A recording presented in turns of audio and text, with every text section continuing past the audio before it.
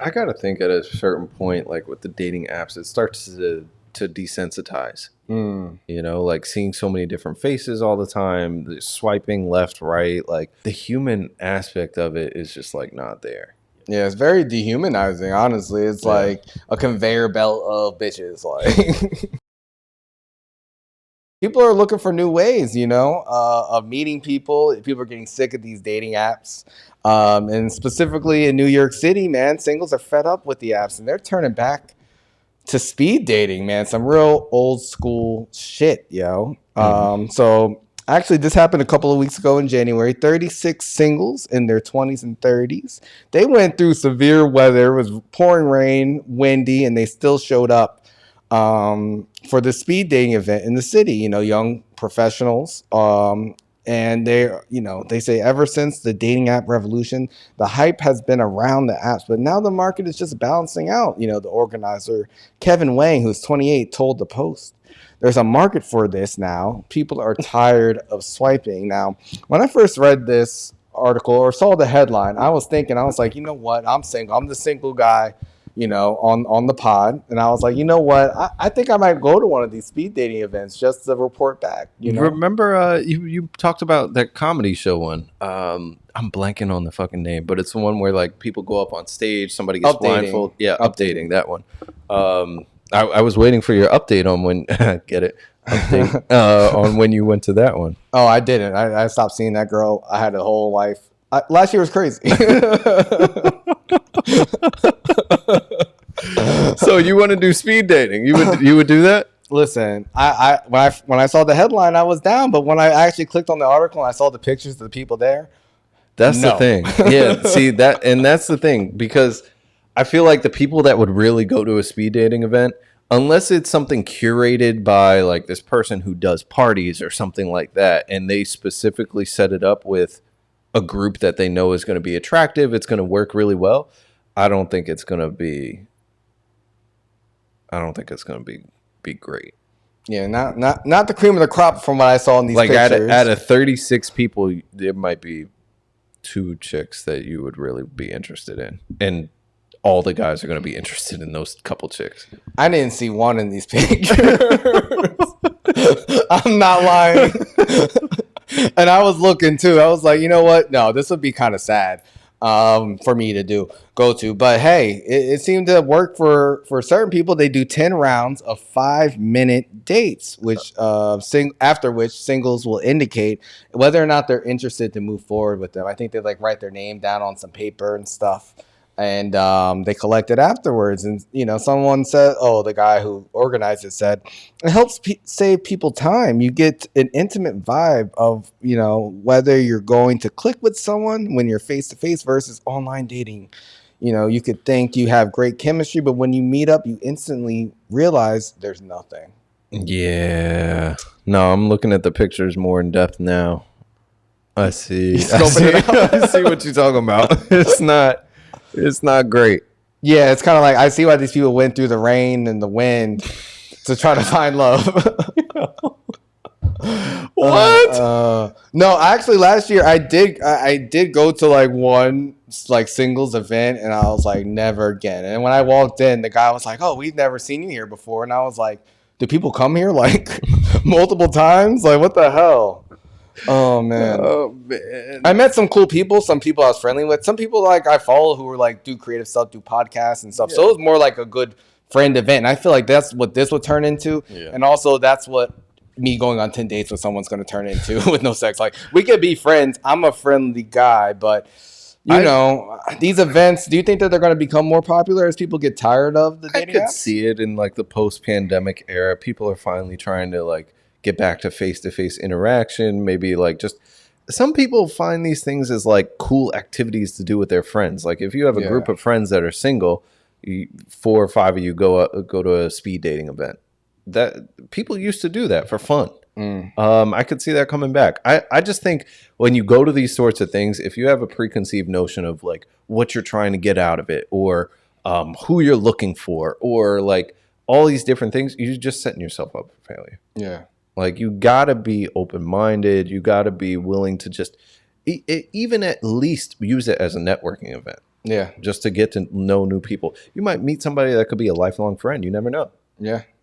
No, that's true. Troy, have you done speed dating? Yeah, I've done it 3 times. Way back in the day. This was probably in like 2014. You know, I was single. A lot of my friends were single, and like you said, Brian, a bunch of us were like, "Hey, let's just go to our favorite bar down in Monmouth County." And they would do it like I think like the first or second Tuesday, like every month or something. So we would pop in, and I think I've done it 3 times. And 2 out of the 3 times, I got girls' numbers. One time we matched, won the big prize because what you do is like I think you have like as many you were gonna dates. be like, I took a 3 chick months. home. That's awful. That's awful. But so what we did was, we had to match. I matched with this girl. She was pretty cute, and then you have to play skee ball against all the other couples who match, and whoever has the highest score, you win like $100 gift card to go on a date. Nice. So we got to do that the first time. That was cool. The second time we did it, skeet ball. That's funny. The second time we did it, I didn't get any matches, but there was another group of girls who, we all thought we were kind of cute. Me, my friend, her, and her friend. So even though we didn't match, we ended up linking, getting phone numbers, and went on a few like double, triple dates after that too. So it was a good time. I've had good success, and I would recommend it just for something fun to do if you have a good crew. Exactly. Sure. Exactly. So having a crew was helpful? Absolutely. Okay. Because it seemed like a lot of the people were just singles. I'm not sure of the event because they didn't really ask if they came in groups. I didn't see. But do you think that this will be something that catches on?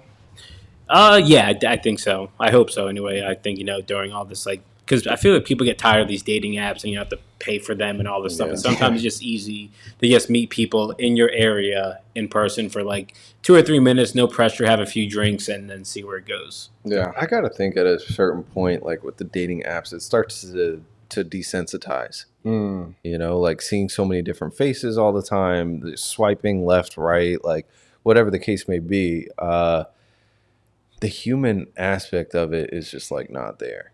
Yeah, it's very dehumanizing, honestly. It's like a conveyor belt of bitches. Like, who are you really, Exactly. On dating apps, I hate it when I see a girl who's like from out of town and she's like, oh, like, what are your favorite spots? Like, I'm not giving you I'm not going to be your fucking travel guide. Like, I never meet up with you. Like, they be putting shit on their profile. Like, oh, tell me your favorite restaurants. And they just be collecting all this information from people, and you never see them, man. It's a scam. I'm not gonna lie, I tried that in the past. Where we're at? What city? I'm not gonna say the city because I don't want to get in trouble. So anyway, they're gonna ban you. No, I'm just kidding. But I mean, the worst one was last year. This girl, she had on her profile that she just wanted to see. She wanted to go to the Drake concert. Like, she had it on one of her prompts, and I matched with her. And I talked to her. I was like, oh, you're visiting, whatever. She's like, yeah, I'm just trying to go see Drake. Like, she said it again to me. And I'm like, I have tickets, but, I'm not taking you. And I didn't hear back from her, I'm sure. I'm sure. You rubbed it right in her face. Like, bitch, no. I tried to be nice. I was like, we could do something else, but no, nothing. She wanted to see Drake. That's it. See, that goes back to some of our previous conversations about people violating the dating apps. Like using it just to your advantage to go on dates or to get something out of people. Like, you have no interest in this person. You're just using them. Yeah, I mean, they make it clear. Some of them, will put their Cash App on there. That's true. That's true. But yeah, I mean, this one girl from New York, she shared that she has the best dating hack that works every time. She actually got her boyfriend from using this strategy. The secret, she made a TikTok to her 2,000 followers and let us in on the secret, in dating on social media. It's just, she said one word: follow. Not the movie It Follows. Just follow people on social media. She was like, be subservient. Do what he says. No, I'm joking. That was a different video. No, that was part 2. She was saying, follow people, who have mutual friends, or, she asked her friends, who's in town, because she was moving from LA to New York. So she was looking to meet new people. So she said she met a lot of friends, did a lot of networking, but did it, using social media. She leveraged her social media and said she found her boyfriend that way. Nice. She's saying, the saga is y'all need to follow them. Okay, mark my words, it works every time. Best dating tip ever. Let me know how it goes. And reading this, I was just like, I thought it was gonna be like a better tip. Honestly, I was like, is she serious? And also just like more like woman privilege or pretty woman privilege. For real. That part. Because that's what I was thinking when I saw this. I'm like, listen, her whole strategy is to ask her friends who they know in what city. And then when they tell her and they're like, oh, I can introduce you. She's like, no, give me their Instagram. She gets their Instagram. Then what she does is she just looks at their story and their posts, like stuff, and then she'll start commenting or send a DM or something like that. And then that's how she just starts a conversation. But everybody can't do that. Yeah. Especially as a guy, because, they'll be like, oh, you're thirsty, you're creepy. Who is this guy? Take screenshots, send it to their group chat. You know this nigga. It's terrible. It's terrible. You can't like nothing. And honestly, I don't have a problem liking people's story posts because if something's cool, then I'll like it. But people think there's a negative connotation if you like something that goes to like their story because only they can see the likes. They think it's like, oh, you trying to slide. I'm just like, no, I just thought what you posted was cool. That's funny. I mean, I don't care. I never think about it. I have had conversations in past relationships about those types of things, but fuck that shit. It's a new year. I'm a virgin. But I don't know. This dating hack, I didn't really think it was much of a hack. I think, if you're a pretty girl, it'll be more acceptable. If you're a guy, it might be looked at a little bit differently. I definitely follow people who I didn't know who were mutual friends. I haven't in a long time, but it's kind of like a normal thing to follow people. I've had girls try to like, who I don't know, I have mutual friends with or I never met who would just like follow me or just like a bunch of my posts or just, and it's just like shit. Like if it's going to happen, it's going to happen. Most of the times, nah, I'm good. Yeah, I feel you. Subscribe on YouTube, subscribe on Spotify, follow on Instagram, Twitter, TikTok, like all the apps. We're everywhere. We are everywhere.